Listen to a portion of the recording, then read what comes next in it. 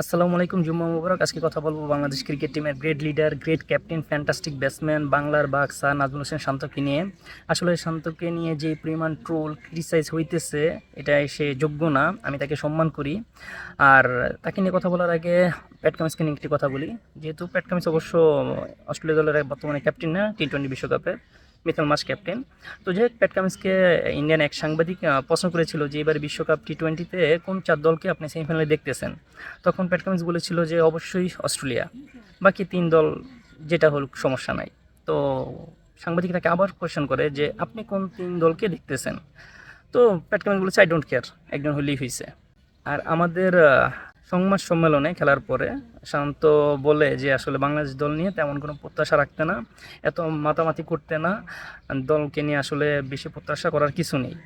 আরে ভাই, টি-20 বিশ্বকাপের একটা মঞ্চে দলকে নিয়ে কোনো প্রত্যাশাই করতে পারবো না বাংলাদেশের নাগরিক। এতে আসলে শান্তকে দোষ দিয়ে লাভ নেই, সে আগেই খোলামেলা সব বলে দিয়েছে প্রত্যাশা রাখতে না। তারপরও আপনারা প্রত্যাশা রাখতেছেন, এটা আপনাদের ব্যর্থতা।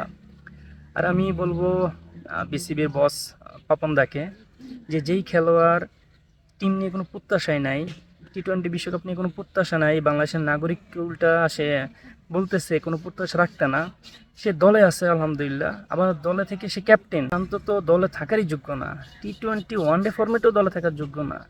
110-11 স্ট্রাইক রেটে একজন লিডার তার টিমকে লিড করবে। আর অবশ্য কথা বললে বাংলাদেশের প্রত্যেকটা খেলোয়াড়কে নিয়ে কথা বলা যায়, টিম ম্যানেজমেন্টকে নিয়ে কথা বলা যায়। পরিশেষে সেটাই বলবো যে আসলে শান্তকে নিয়ে এত ট্রোল করলে এটা ট্রোলের অপমান।